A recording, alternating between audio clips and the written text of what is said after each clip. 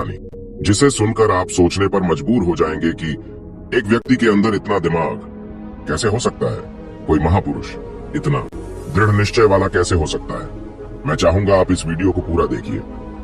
जब बाबा साहब पहली बार लंदन से बैरिस्टर बनकर भारत वापस लौटे, जब उन्होंने कोर्ट के अंदर, कचहरी के अंदर कदम रखा तो कोर्ट के अंदर जितने भी वकील थे सबने बाबा साहब को देखकर पहचान लिया कि वो वही है जो महार जाति का व्यक्ति। और ये आज काला कोट पहनकर हमारे कचहरी के अंदर आ गए और बाबा साहब अंदर जाकर अपना टियर ढूंढने लगे। सबके पास अपना अपना होता है। बैठने के लिए जब बाबा साहब को कोई ठिकाना नहीं मिला और बाबा साहब ढूंढ रहे थे तो जो दूसरे वकील थे उन्होंने बाबा साहब की ओर डॉन कसते हुए बोला, इट्स बाबा को चिढ़ाते हुए कहा, अभी वो बैरिस्टर, तुम तो बहुत पढ़े लिखे विद्वान, तुम्हें क्या जरूरत है कचहरी के अंदर बैठने का। तुम कहीं बाहर भी अपना लगाओगे तो तुम्हारी दुकान चल जाएगी। लेकिन बाबा साहब ने उसकी वो स्टॉट मारने को गलत नहीं समझा। बाबा साहब ने उस बात को बुरा नहीं माना और मुस्कुराते हुए बोला, तुमने ठीक कहा। और बाबा साहब ने कचहरी के बाहर एक जगह जाकर अपना ठिया जमाया, वहां साफ सफाई कर वहां बैठ गए। तब बाबा साहब के पास छोटे मोटे केस आते रहे और रोजी रोटी चलती रहे। हल्का फुल्का बिजनेस बढ़ा, कारोबार बढ़ा और उसी दौरान एक सेठ और सेठारी जिसका इकलौता बेटा था, उसको फांसी की सजा सुनाई गई थी। उस सेठ और सेठानी पूरी मुंबई में कोई ऐसा वकील नहीं छोड़ा जिसके घर वो ना गए हों, जिसके पास भी जाते और जिसको भी फाइल दिखाते अपने बच्चे की, वो मना कर देता है कि आपका बच्चा नहीं बच्चे बच पाएगा। उसने बहुत पैसा खर्च कर दिया था उस सेठ ने, और वो सेठ वकील ढूंढता ढूंढता पूरा मुंबई को खंगालता हुआ उसी के चेहरे के अंदर पहुंचा जिससे बाहर बाबा साहब बैठे थे। दलितों के मसीहा भीमराव अंबेडकर बैठे हुए थे। और जब उसका चेहरे के अंदर उस सेठ अपने बच्चे की फाइल दिखाई, अपने इकलौते बेटे की फाइल को दिखाई, तो किसी भी वकील ने उसकी फाइल नहीं ली।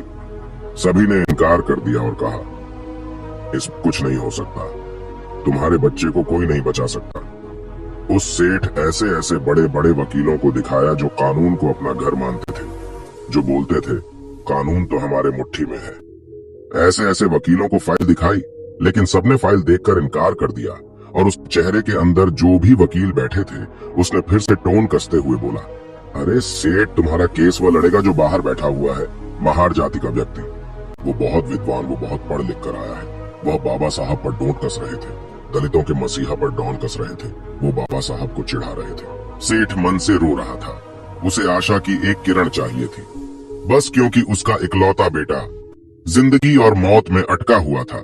और जब उस सेठ ने उस वकील की बात सुना तो सेठ उसकी बात मानकर वहीं बाबा साहब के पास पहुंच गया। बाबा साहब के चरणों में गिरकर कहा, हे बैरिस्टर, हे बाबा साहब, मेरे बच्चे को बचा लो। तो बाबा साहब ने सेठ से कहा, उठो, मैं क्या कर सकता हूँ, मैं क्या मदद करूंगा तुम्हारे। यह फाइल तुमने कितने ही वकीलों को दिखाया होगा, तुम वही जाओ, मैं क्या कर सकता हूँ। मैं तो बाहर जाति का हूँ, मैं लिए जाति से हूँ। तो सेठ, आप बहुत बड़े वकीलों को दिखाओ। सेठ ने बाबा साहब की शक्ल देखकर कहा, नहीं, बच्चे को कोई बचा सकता है तो बैरिस्टर आप बचा सकते हो मेरे बच्चे को, वरना पूरी दुनिया की कोई ताकत मेरे बच्चे को नहीं बचा सकता। मैं आपका चेहरा देखकर बता रहा हूँ। बाबा साहब, आप मेरी बात मान लीजिए। ये बैरिस्टर, मेरी बात मान लीजिए।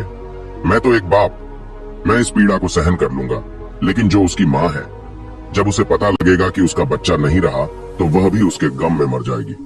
मेरे घर से 2 अर्थियां उठेंगी, बाबा साहब, 2 अर्थियां उठेंगी। मेरा इकलौता पूत है, मेरा इतना बड़ा कारोबार, इतना बड़ा बिजनेस है, कौन संभालेगा, क्या करूंगा मैं इसका। जब बाबा साहब ने सुना कि उसकी माँ मर जाएगी तो बाबा साहब को वह बात याद आई।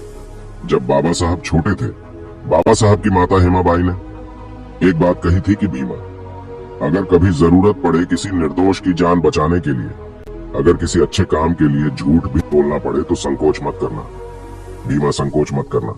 और बाबा साहब ने फाइल देखी और फाइल देखकर बोला, सेठ, ये बताओ, इससे पहले ये फाइल किसी और वकील को तो नहीं दिखाई। सेठ ने बोला, हे बैरिस्टर, ये फाइल दिखाई नहीं। मैंने इस फाइल पे इतना पट खर्च किया कि किसी की आने वाले 3 पीढ़ियां भी कम आ नहीं सकती जितना मैंने इस फाइल पर खर्च कर दिया है। बस आप मेरे बच्चे को बचा लीजिए।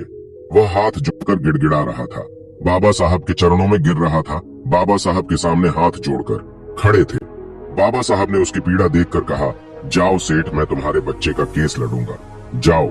और जब बाबा साहब माने केस लड़ने के लिए तो वो सेठ बहुत खुश हुआ और उसने बोला, मुझे यकीन है बाबा साहब, मेरा बच्चा अब बच जाएगा। जिंदगी और मौत में बस 10 दिन का फासला था। फांसी को बस 10 दिन बचे थे। कचहरी लगी, अदालत लगा, कोर्ट लगी।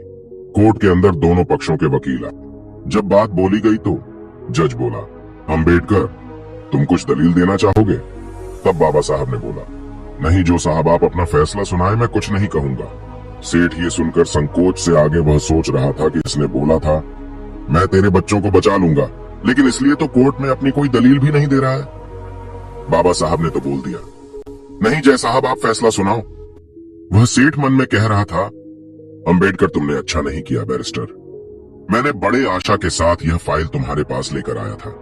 मैंने तुम्हारे चेहरे को देखकर बता रहा था कि तुम मेरे बच्चे को बचा लोगे।